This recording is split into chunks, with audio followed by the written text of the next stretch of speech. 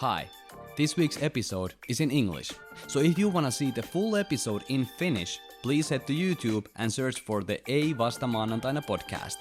You can find it on the channel Vanhemmankin TV. I hope you enjoyed the episode.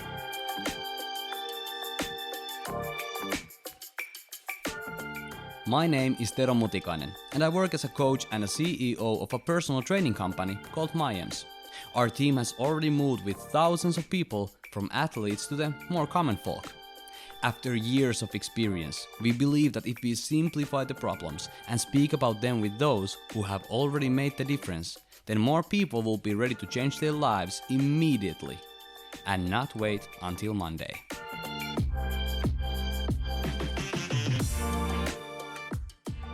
In this podcast, well-being is discussed as a whole from both a mental and physical point of view. The subject areas of sleep, recovery, nutrition, exercise, and stress management are all things that determine the quality of life. You are listening to Don't Wait Until Monday podcast, produced by Vanhemmankin. And now that I have all these tips and I have made these goals, it has made me feel better and more fulfillment, and I would grade that my life has, of course, went from 0 to, say, an 8, because or even maybe 7, 8, because I'm still working on myself. I still haven't got to a 10 yet, but I know I'm going the right way. With me today is Melissa Suppula, who came to the coaching while having a lot in her hands. Building a new career and family while living in a new country can be tough, but she had a goal and determination to move forward. She is a great example of how you can recognize your problems and, in the best case scenario, start the change immediately. Every once in a while comes a situation where I met the client for the very first time and their biggest struggle seems to be the lack of faith. It doesn't necessarily mean that they wouldn't have tried to do something to the situation or that they wouldn't have dreams or goals, but so many things have happened in their life that it feels like a deep place to climb back from. As a personal trainer, I have had my share of these situations, and one thing is usually common in these cases, and that is fear. It has been so long time since the last period when the client was active, or their life has changed, or there is a lot of stress, not enough hours in a day, so there is some more factors to take into consideration than meets the eye. But by setting realistic micro and long-term goals, there is a less uncertainty. With the right tools, you could start to piece it all back together already today and not wait until the next Monday. Let's start with the episode.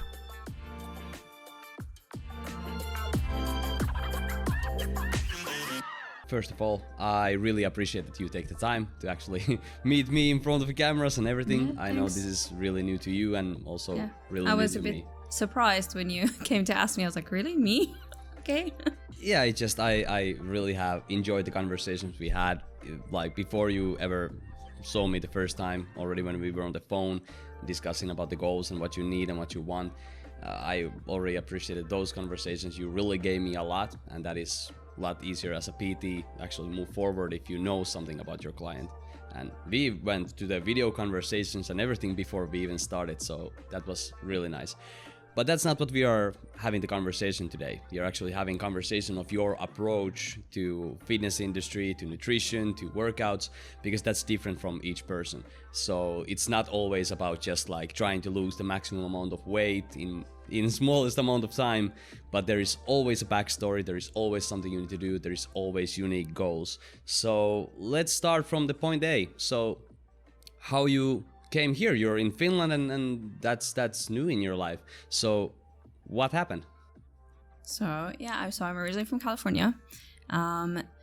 When I was in high school, there was a girl, she was an exchange student from Finland. She came there and I met her and we became really good friends. I was only a junior at that time when she came. She came as a senior, the last year of high school for us.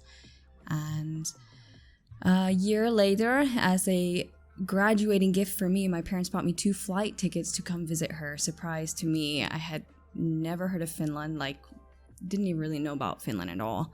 And I came here and I chose my brother to come along with me, and I stayed 1 month. And during that visit, I met my future husband. I did not know he was going to be my husband at that time. we met at a barbecue she threw for us as a welcoming event when we came. And for me, it was really weird because we come and there is like, she said, do you want to go to a small barbecue? And I'm thinking small, maybe 5 people. We get there. It's like how you guys have your weddings. There was people lined up, about 60 people in a conga line here, and shaking our hands and introducing us. And that was really weird. And my husband was the last man in that line. Okay, well, that's convenient. Yeah, but I went back home and we stayed in touch. And within a year, I flew back here and met his family. And we have been together ever since. We did 8 years long distance before I decided to make the permanent move to Finland. Okay, that's I have to admit that is a long time to actually commit to something like that's admirable.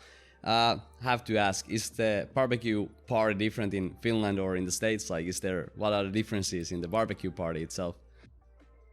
Yeah, it is. For me, like, we have more, everybody brings everything. We have like hot dogs and hamburgers and pool parties, and we have this BYOB, bring your own booze beer, and it's a lot of fun, a lot of music. And the thing that's different is, we can do it all year round where I'm from. In California, it's sunny all the time. Here, it's only summer months you get to really get to have the swim parties. Yeah, that's true. But we have the saying in Finland, there is always good weather to grill out. So it's like, it's not something you wouldn't see in Finland, us to barbecue on the winter time, but that's a little bit more rare.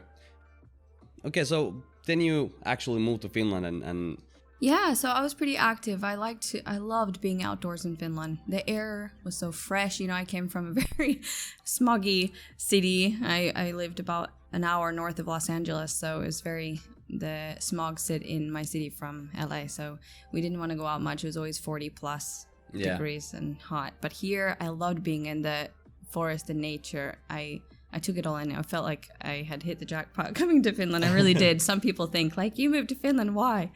But I love it here. That's like when you said, like, you just loved it here and you moved here. It's like slow-paced, more relaxed. People are more polite and not so quick to be rude. Okay. I know Americans are very happy, chatty people, but I feel they're always too busy. Yeah. I don't know. Yeah. Okay, so you came to a cold paradise where there's easy to move outside and there's forest and everything. So how did you have any goals on that time? Like, were you active or I was extremely active. I had a full-time job and I would go to the gym or be outside activity 4 to 5 times a week easily. I would spend hours at the gym and I would go to 3 example like classes back to back after work. I loved staying active. But after my husband and I had been together 10 years, we decided that it's time to start a family, to bring somebody else in our life. Yeah. And once my child came along, I put all my time and energy to my son. And only the time I found myself going out was when I would go on walks with him or in the stroller or being outside to play with him. I didn't go to the gym anymore. I didn't have the time to go to the gym anymore. I was just focusing work and my son. Yeah, that's true. And there is priorities when you have kids, like everything changes and then... And then my daughter came along. Then I had 2 under the age of 2. And I was just so busy. I completely stopped taking care of myself. Yeah. And I started finding myself getting easily stressed, easily angry, and I didn't know why. And I was just like, I don't know what to say, but I decided I just needed to start taking time for myself. My husband said, you need to find a hobby. You're always with the kids. You're always taking care of the kids. You're always making sure you have all the time for the kids. But what about you? And I said that, I don't know. It's hard for me to come out of this bubble now with the kids to take time for myself. I actually started feeling like a bit guilty, wanting to give myself time. It was weird.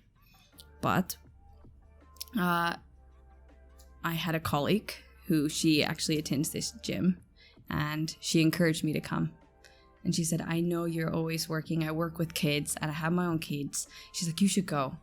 It's 20 minutes a day. You can take 20 minutes of your day to go. And I was like, I'll try it. And it's been the best decision. I have now been here 8-9 months now in this gym. And I love it. That's really good to hear, because I totally saw how you could actually benefit from coming here. So those people who do not know, what happens at my EMS is that our workouts are actually only 20 minutes for the tools that we are using. We actually don't require more, and we are still hitting people's goals and getting forward. But yeah, that's amazing story. So what do you think, like, was there any other obstacle of trying to get yourself on the shape rather than just the guilt? Because that is something that is called Caretaker Paradox. We're gonna talk that in soon. But was there anything else that was on the way of? Actually, my goal was not to lose a certain amount of weight. My goal was to get the motivation back and learn again how to take care of myself. And like you said, I didn't want to feel guilty of that time taken away from my children. Yeah. And being at my EMS, I wanted a team who held me accountable, who said, why aren't you here today? And that kind of pushed me to come. And then when I was here, to push me while I'm working out. And I wanted a team to help me, like, plant the seed for me of wanting to come back and wanting that if I'm gone, I'm actually missing something. Yeah. Do you think that your goals will change, like, also in the future, like when the life goes along and things happen? Do you think that's normal, that the goals just change in your life? Of course, I think my goals will change, because I will complete one goal and maybe that goal will stay there, and it will become, for example, this guilt for me was to get rid of the guilt, and now I don't have it anymore. So now I'm not worried about that anymore. Now I'm trying to focus on something else. So maybe it will be now I want to focus on to maybe get to a certain goal weight. Yeah. So things after you get to there, then you can have new goals all the time coming. Exactly. And that is super often, like, as a PT, what happens is that it's not a secret that most of our clients are women. They are in their 30s, 40s, 50s. A lot of them have kids, and they have kind of forgotten about themselves, of course, because priorities have changed. And that is really a shame. I understand that, of course, there are kids and those are the number one. But then if too long time goes and people don't take care of themselves, that is also showing an example to the kids itself. So what kind of an example you want to show your kids when they're growing up? That too, yes, it's good to take care of others, but it's number one is also to take care of yourself. If you're not in good health and if you don't feel good about yourself, how can then you take care of anybody else? Exactly. I don't know. Yeah. Yeah, that's good. And it's really good to know about the balance between, like, that kids can try to learn about nutrition, they can learn about the lifestyle, fitness, movement, sports, but just to find a balance and take their own approach to the things and not go too much by what social media and everything showing us. But yeah, no, social media is just, they have all this day and age, these filters to make you not look who you are. And me and my daughter, we play around with Snapchat, and she thinks it's so cute, and she's like, Mom, you look beautiful. But when the filter goes away, she's like, what happens? I said, well, this is what we look like. This perception of these filters is not real. It's not who we are. Exactly. And that is really good to remember, like, everybody who is listening and having kids, that there are a lot of things that are now making a little bit illusion about how we are looking, what we should look like, how we should be, and we are forgetting that we are all people and we are how we are. We are unique and we are beautiful as we are. And if we are taking care of ourselves, that is only improving ourselves. And as you say, as beautiful as we are, is my son, he actually cried when I told him I'm going to start working out. He said, Mommy, please don't. I love everything that you are right now. And he would come up to my stomach and grab my stomach and, like, nuzzle it like a baby.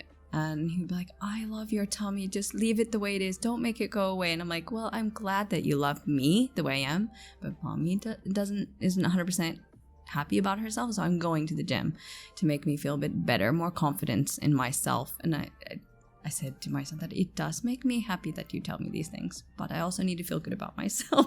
Yeah, I understand. And that is beautiful. That is a beautiful story.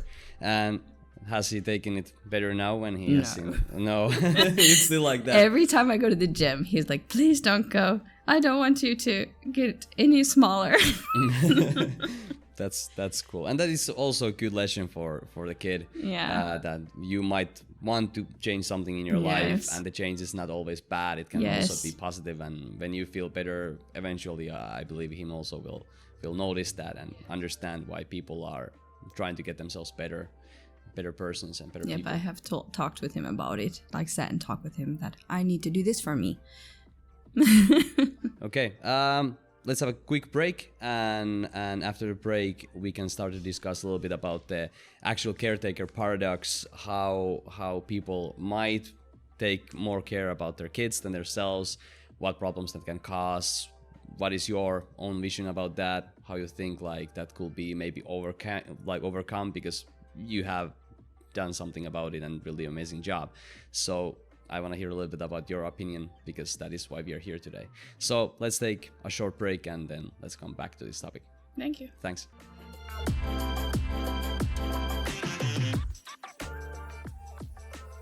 I want to mention something before we continue with the episode.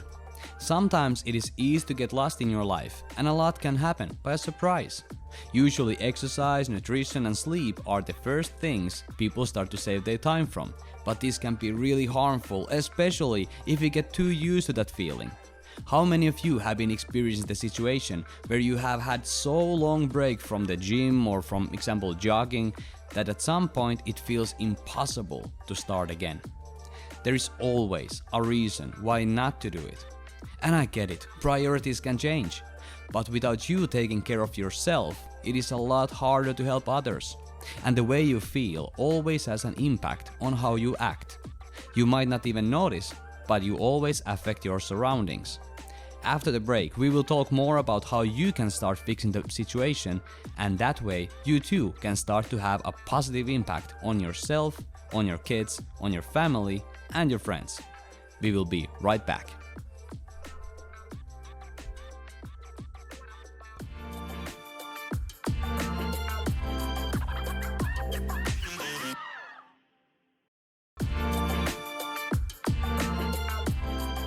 So, welcome back from the break. Thank you.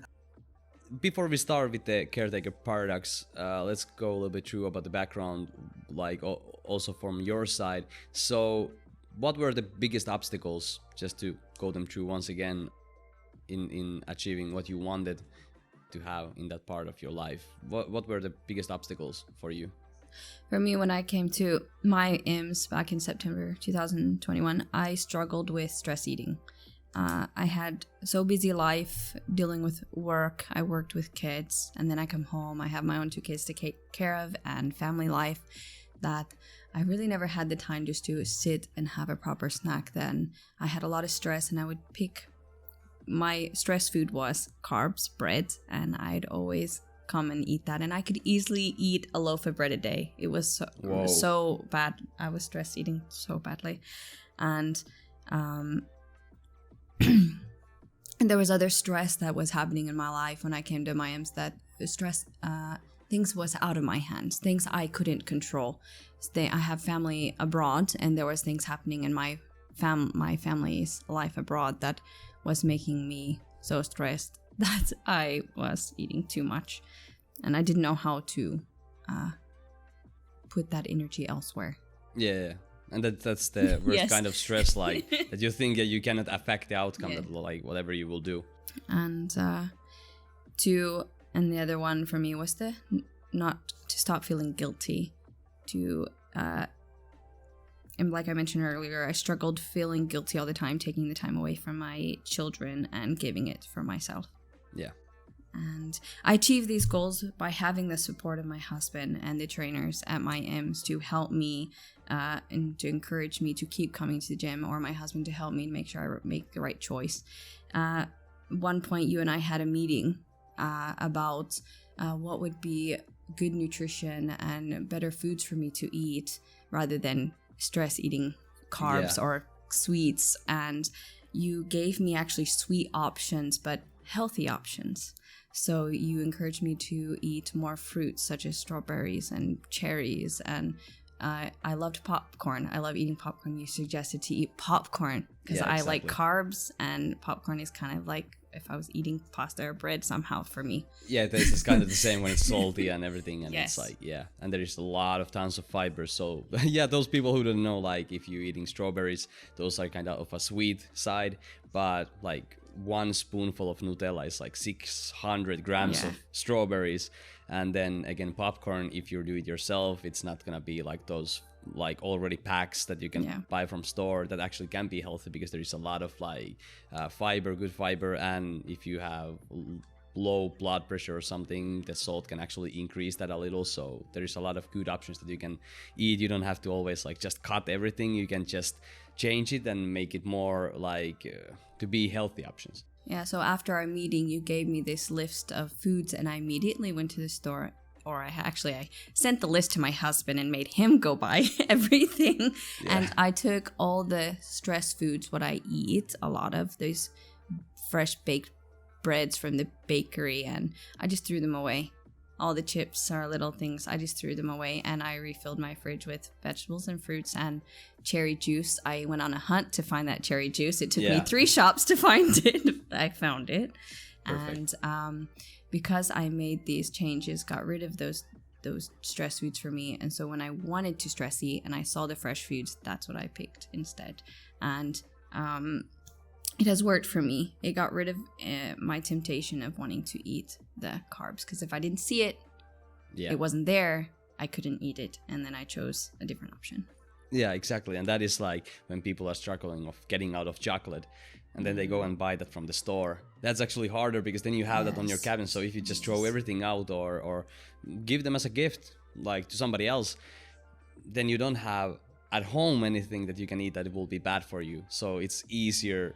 I just did that because I work as a teaching assistant, and the school year just ended. I got a lot of chocolates and sweets from all of the students. Yeah. So I actually passed it forward to my kids' teachers as a gift, because I don't want it in the house. It's very kind of people are giving me all these things, but I can't have that temptation of eating those. Yeah. But because I have changed my stress food to something more healthier, it has now given me more energy, because the carbs we had talked about, they gave me a high for a moment, but then I would crash after it. But now with the healthier choices, I'm not crashing anymore. I have more energy before the night is up. I'm not getting tired by 6-7 p.m. I'm actually up now longer, maybe 9-10, which is very rare for me. It's unusual for me.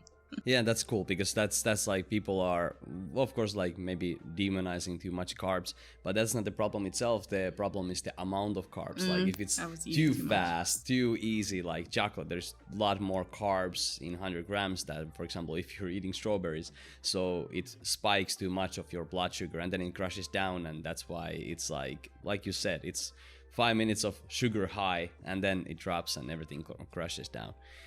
But that's really amazing. That's really good background also for everybody to know, like, because people are struggling with these same things, like most of us in their lives, like in some point that we are eating something we shouldn't, and then it's really hard to cut away from that, and then we have that fear that we wouldn't feel so good if we wouldn't eat these things.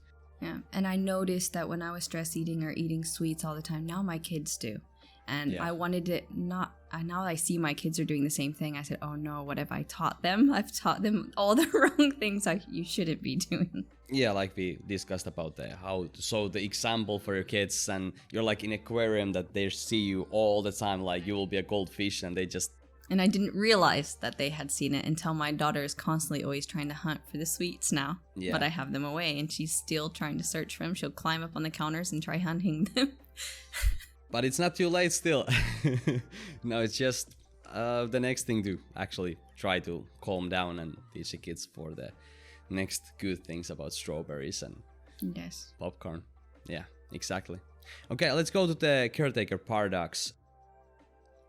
Let's talk about a little bit that one first. So there is this paradox that means that people who have kids or they are caretakers, they can be actually prioritize their life a little bit wrong, that they only take care of others and then they forgot themselves in the process. And when that happens, they are showing maybe bad example, and the worst place you are, the worst you can give yourself out. So how you feel, how that was in your life? Did you notice yourself that, or how did you feel now when you look at back, like the paradox itself? Well, yeah, I noticed it because I was finding myself easily frustrated and not taking care of myself. And once I realized I needed to take care of more of myself, then I would give more quality time to my children. For, how would you say, we had this conversation that if you don't feel good about yourself, then your kids may see it. And so when I am spending time with my kids, say I'm just sitting on the sofa, they won't remember that as much. But if I'm in good health and I stay active and I go outside with my kids, they'll remember more mommy being active with them than just sitting on the sofa. So I notice it now that it was a big change for me. I no more hesitate on wanting to have this time for myself and taking it away from the kids. And I feel when I'm not here, I'm missing being here. That's really nice. That's really nice. Yeah, I really love that. And that's, people are maybe undervaluing that, because if you think like people go to doctors or they go to therapist or something like that, what they start is how you felt as a kid. So everything that affects you when you're a kid affects you when you're adult. So also the example that you're seeing, that if you do not take care of yourself, that can actually affect in multiple ways to the kid also when they're adults. And that might be something that is really hard to tackle open, like when they are grown up and when they have their own kids. So that can multiply the problem. True. And now I don't say to my kids so much anymore like, no, I don't want to, or mommy's too tired to do this. I'm like, okay, let's go outside, let's go for the bike ride. My daughter's always asking now that, the snow is gone, like, I want to go on a bike ride. And maybe last summer I'd be like, mommy's too tired, so I don't want to go. But now, if she asks, we go. Yeah, exactly. That's good. And just bringing the joy for the actual workout, like not showing that it's always a gym and it's big muscles and everything, but the workouts and the going to the gym and everything, that is just that we are trying to take care of ourselves because we are not so active in our lives anymore. We don't have to carry the water from 3 kilometers down the river. Yeah. So there are just as many ways to getting fit as there are people and getting themselves to be healthy. So everybody doesn't have to be that like big bubbly guy who has like tons of muscle. The main thing is to be active. Yep, and I'm trying to teach my children that, we don't need to sit in front of the TV or electronics. Like, there's many other things we can do to have fun. Yeah. This day and age is so quick and it's so easy just to say, Mom, can I watch Netflix or Disney Plus? And usually I tell my kids, not only on Fridays. Fridays is the movie day. It's pizza perjantai, movie day, Fortnite. That's what we do every Friday. But any other days, and we're outside trying to stay active. And if I'm not in the house, I'm in my garden, and my kids, they have to be with me because I want to show that there's more to life than just sitting on an electronic. Exactly. That's really good. And of course, like if you're giving yourself, like gifts, like you give yourself chocolate or Netflix or something like that, it doesn't feel extra positive if you do that all the time. Yeah. But when you do, like, for example, candies only on Friday, they're really excited That's about the Friday. Exactly. But if they would have candies every single day, the meaning of having something like that would go down. Yep, every day when I pick my kids up from daycare, is it Friday yet? No, today's Tuesday. We still have a few more days. Every day I pick up. Okay. Is it Friday? Yes. People are having these problems a lot, and you have clearly known a little bit how to overcome those. What will be maybe the 3 most important advice you could give to people, how they could move forward? What will be the first steps? Something that they could do right away. Yeah. For me, number 1 was make sure you set time for yourself. And I was always giving all my time to my kids. And whether it's just going to the gym, going for a walk, going for a bike ride, be by yourself for that moment. Because for me, that was helped me mentally to step away from my kids. I love them to death. Yeah. But I needed to find time to get to know myself again, whether connect with nature, just me and nature, or go for a coffee, just sit in a coffee shop, have a coffee by myself, listen to music, be in my own head, not having kids constantly, Mommy, give me this, Mommy, do that, Mommy, do this. And I needed to step away. So definitely for me was make time for yourself, even if it's 10 minutes a day, 15 minutes a day, increase. For me, it was coming to my IMS. That was my time for myself. And it has really helped me a lot, just being here. Another one for me was slow down. I know as parents, we can get so wrapped up and involved in our work life, our family life, and focusing on others, and we don't slow down to, again, take care of ourselves. Yeah, exactly. And I encourage you just to slow down, take time for yourself, and have fun. And I guarantee you will have more time and energy with your family and more quality time when you slow down. Exactly. And people have this weird thing in their minds that when you hustle, you actually are succeeding. And then when you will cool down, you will not, you actually will have FOMO, fear of missing out. Like you wouldn't do all those things and you will left behind. But that's actually what the science even says. It says like if you have flexible life and you can take time for yourself, you're actually more likely to succeed in your life. So not get burnt out. And I think when I came here, I was pretty much getting burnt out, and that's why I was looking for something. I needed something to relieve my stress and not feel so burnt out and exhausted all the time. Yeah, and have some level of certainty, like something is happening and you can affect what happens next. The third one for me was make healthier choices. For me, it was stop the stress eating, choose a healthier snack if you need to do so. If you're stressing, go for a walk. Put all that stress into your walk, into your training, into your cycle ride, and you'll feel better when you're done. Exactly. Yeah. And that's funny. That's funny.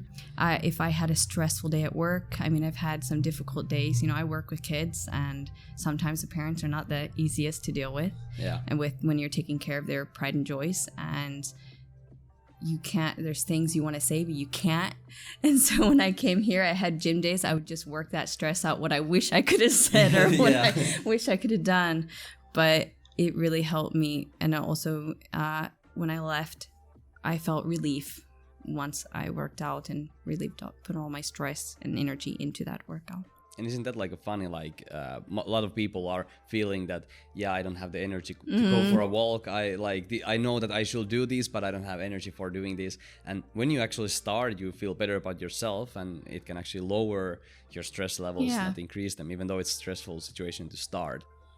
So when I did that, I stopped the stress eating, and I didn't crash anymore after I stopped stress eating. And when I put all my energy into here, I had more energy after the workouts. I think this question is going to answer itself. Will you keep moving for the rest of your life? Will you start to make the health choices and try to keep it on that way? Yes, I want to stay motivated and stay active and not forget to take care of myself. I don't want to go back to being the mommy who is telling my kids that, no, not today. I don't have time. I don't want to feel mentally exhausted anymore. I don't want my kids to remember that mommy was always frustrated. Mommy was always shouting at us, and I didn't want the kids to think I'm the lazy mommy. And now that I have seen where I've been and where I am now, I definitely don't want to go back. How you will think, like, if you would have to give a grade or something like that. Give a what? Give a grade, like from A to B or 1 to 10. How big is the impact of these choices? Like when you're making healthier choices or going for walks, for example, how the life is feeling if you would have to rate, like, without that from 1 to 10 and with all of that from 1 to 10. How big is the impact? Well, without it, of course, I'd feel at the lowest. And now that I have all these tips and I have made these goals, it has made me feel better and more fulfillment. And I would grade that my life has, of course, went from 0 to, say, an 8, or even maybe 7, 8, because I'm still working on myself. I still haven't got to a 10 yet, but I know I'm going the right way. Yeah, exactly. And that's something also that you don't have to stress about, because your life will get cut from the middle kind in a way that you're never finished. Every time you're finished in something, you have something else you can go forward with, and that's the beauty of it. You're not ever finished, so you always can have the motivation to actually go forward. Otherwise there will be empty finish line. is there anything else you would want to say for all of those parents who are listening to this podcast, who are thinking that maybe they could now take the first steps? What is the main thing you want to say in the end for all of those who are listening to the podcast? Just do it. Go for it. Don't think about who else it might affect. Do it for yourself. Go. And then once you take care of yourself, you will, in the end, be also taking care of your family. If you take care of yourself, you can help better take care of your family. Yeah, that is clear. It's the biggest takeaway I also can have from this. Myself personally, I don't even have kids. I have a lot of clients who have kids, and that's been many years now in my life on that way. That's gonna be in the near future also, apparently, what is happening in my life. But this is really good because I really think I can also get huge takeaways from these, and I hope I can show the same beautiful example that you're showing your kids, because you are really something else that's like really, really, I'm hyped about having you here. Thank you very much. Really nice conversation. So thank you for this, and thank you for taking your time, and you're welcome. I believe this was one of the best conversations we have ever had. Oh, glad. Yeah, we have had a lot of good conversations. So this was the first episode we did actually in English, and there's gonna be few in English, few in Finnish. So I'm really glad that you were the first in this secondary language that we are using in the podcast. Thanks for having me. Yeah, thanks. This episode had amazing stories in it. The biggest takeaway for me was the value that Melissa gave for her new lifestyle. Caretaker Paradox is a really nasty friend, and you can feel guilt for even thinking about using the time for yourself, but that can affect the relationship with your kids. If you experience these issues mentioned in the episode, there are a few things you can give a try. Most important, what Melissa mentions, was to find the time for yourself, like really making it part of your weekly or even daily routine. You are the one who can affect your calendar. Remember to use your support system for this if necessary. Second thing was to slow down. In the Finnish language, we call what Melissa is experiencing as busy years. But this can put us in a fast-forward mode, and then we lose a lot of precious years going autopilot. The third thing was to make healthier choices whenever you can. Take the stairs, eat more salad, walk to the nearest store, or take a bike when going to work. It all have its impact. I hope that someday I will be as good and wise parent as Melissa. Thank you for joining us in this podcast episode, which was the first one in English language. We want to help as many people as possible, and in each episode, we always cover different topics. The guests are a mix of famous people and professionals, but also everyday people whose stories may give hope to others. Follow us on Instagram, podcast platforms, and YouTube. The next episode will be released in 2 weeks, so stay tuned. Start the change now and don't wait until Monday.